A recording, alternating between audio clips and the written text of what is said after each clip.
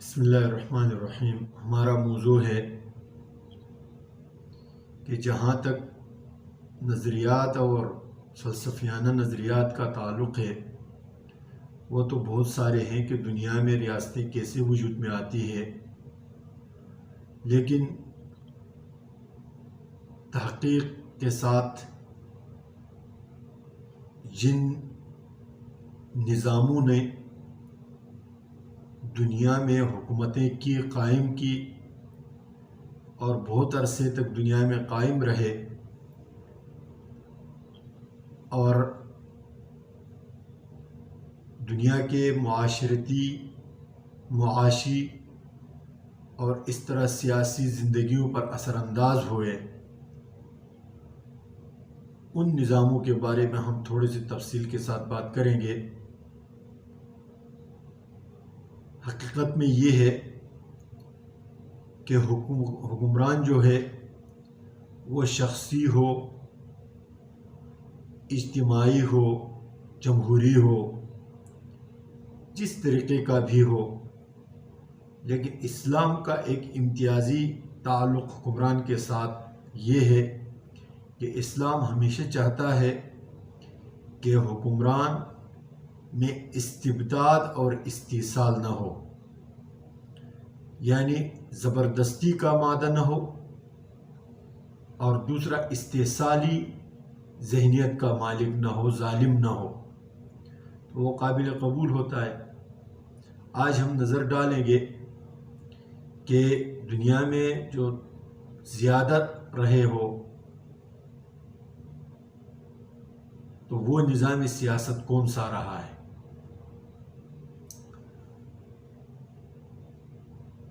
تو ان کو ہم تین کیٹیگریوں میں، تین حصوں میں تقسیم کرتے ہیں۔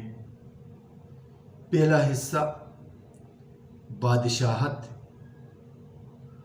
دوسرا حصہ اشرافیہ کی حکومت، تیسرا حصہ جمہوری حکومتیں۔ ان تین نظاموں کے مختلف شاخیں ہیں، مختلف بادشاہتیں گزری ہیں، مختلف قسم کے اشرافیہ دنیا میں وجود میں ہے اور پہلے بھی رہی ہے۔ ان پر ہم تفصیلی گفتگو کریں گے۔ تو سب سے پہلا جو ہمارا موضوع ہے وہ بادشاہت ہے۔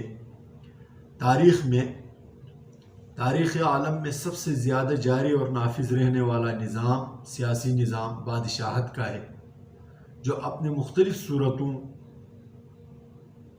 کے ساتھ دنیا کے انسانی آبادی پر حکمران رہا ہے، شروع سے لے کر آج تک نافذ چلا آتا ہے، اور تاریخ کے بیشتر حصوں پر، دنیا کے مختلف حصوں پر بادشاہتیں رہی ہے۔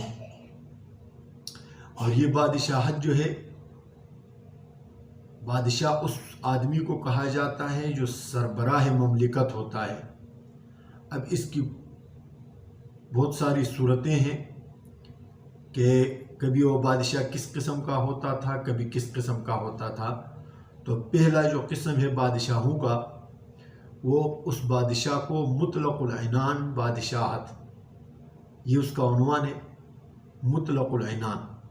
اس کی بنیادی خصوصیت یہ ہے کہ اس میں بادشاہ کسی دستور یا قانون کا پابند نہیں ہوتا، بلکہ اس کی زبان قانون ہوتی ہے، جو وہ کہے وہی قانون بن جاتا ہے، اور وہ اپنے احکام جاری کرنے میں کسی کے مشورے کے پابند بھی نہیں ہوتا۔ اگر کسی سے مشورہ کر لے تو یہ اس کے ثوابدید ہے، لیکن اگر نہ کرے تو کوئی اس سے پوچھنے والا نہیں ہوتا۔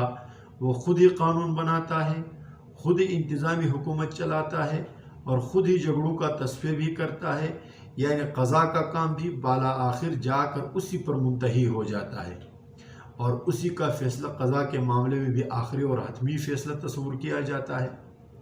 خواہ وہ دیوانی مقدمات ہو یا فوجداری مقدمات ہو، آخری فیصلہ اور حتمی فیصلہ اسی کا ہوتا ہے۔ اسی کو کہتے ہیں مطلق العنان بادشاہت۔ دوسری بادشاہت شورائی بادشاہت ہے۔ شورائی بادشاہت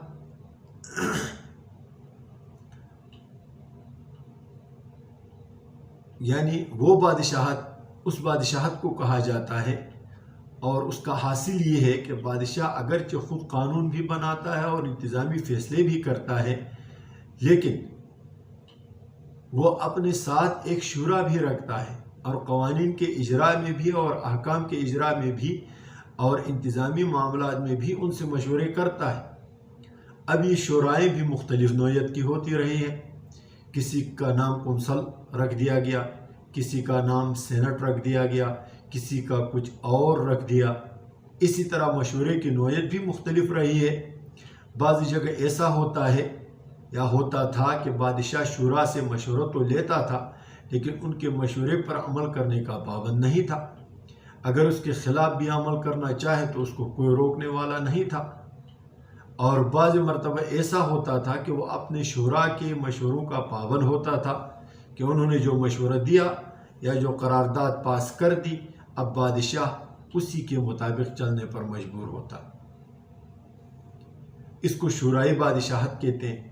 اور قدیم یونانی جو ریاستیں ہوتی تھی، جن کو لوگ بطور مہذب ریاستوں کے یاد کرتے ہیں، وہاں پر یہی طریقہ رائج ہوتا تھا۔ ہر شہر کا اپنا ایک بادشاہ ہوتا تھا اور ہر بادشاہ کا اپنا ایک طریقہ ہوتا تھا۔ کہیں پر شورائی بادشاہت تھی تو کہیں پر مطلق العنان بادشاہت تھی، اس میں کوئی وہ نہیں تھا۔ تیسری قسم کی بادشاہت مذہبی بادشاہت کہلاتی ہے۔ مذہبی بادشاہت یعنی ایسی بادشاہت جس میں بادشاہ کے اقتدار اور اختیار کا سرچشمہ مذہب ہوتا تھا، یعنی مذہبی طور پر اس کو نامزد کیا جاتا تھا اور مذہبی پیشوا ہی اس کی نامزدگی کی توثیق کرتے تھے کہ ہم اس کو بادشاہ مانتے ہیں۔ لیکن یہ بادشاہ اپنی نظامی حکومت میں ان مذہبی پیشواؤں کا فی الجملہ تابع فرمان ہوتا تھا، یعنی مذہبی پیشوا کے بیان کی ہوئی مذہبی تشریح کے مطابق یہ بادشاہ مذہب کے تابع ہوتے تھے۔ اس مذہبی بادشاہت کا طویل رواج عیسائیوں میں رہا ہے، اور اس کا آغاز حضرت عیسیٰ علیہ السلام کے آسمان پر تشریف لے جانے کے تقریباً 300 سال بعد ہوا۔ اور یہ جہاں جہاں عیسائیوں کی حکومت آئی، وہیں مذہب غالب رہے، مذہبی پیشوا غالب رہے، اور مختلف قسم کے عنوانات کے ساتھ، یعنی جو ان کے پوپ ہوتے تھے وہ ایک گونا حکمرانوں کے اوپر جو ہے حکمران ہوتے تھے اور بادشاہوں کو وہیں چلاتے تھے۔ جس بادشاہ کے وہ توثیق کرتے تھے وہ بادشاہ قابل قبول ہوتا تھا، جس بادشاہ کی وہ توثیق نہیں کرتے تھے وہ بادشاہ ناقابل قبول ہوتا تھا۔ اور یہی سب سے زیادہ جو ہے دورانیہ عیسائیوں میں رہا، جب سے قسطنطین نامی یہ آدمی عیسائی مذہب قبول اس نے جب یہ عیسائیت مذہب قبول کی تو اس کے بعد تقریباً یورپ کے جو ممالک ہیں وہ اکثر عیسائی ہو گئے، تو وہاں پر جو ہے مذہبی جو بادشاہت تھی وہ عام تھی۔ اور مذہبی بادشاہت کا حاصل یہی ہے کہ اس پر اصل میں حکومت ان مذہبی پیشواؤں کی ہوتی ہے۔ چوتھی دستوری بادشاہت ہے، اس پر انشاءاللہ ہم کسی اور ویڈیو میں ذکر کریں گے۔ اللہ تعالی ہمیں سمجھنے کی توفیق عنایت فرمائے۔ السلام علیکم ورحمۃ اللہ۔